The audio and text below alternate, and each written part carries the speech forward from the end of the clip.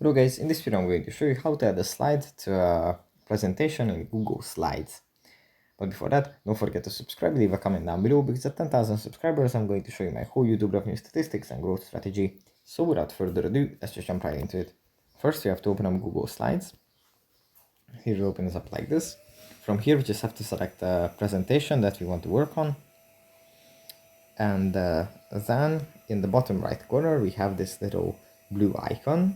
If we tap on this, it's going to open up this list of different kinds of slides, and we can select one that we would like to use.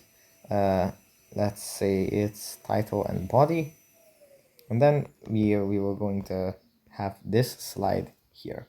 This is slide 2, this is slide 1, and if you go back, we are going to be able to view the presentation in this view, and then we can edit the slides like this.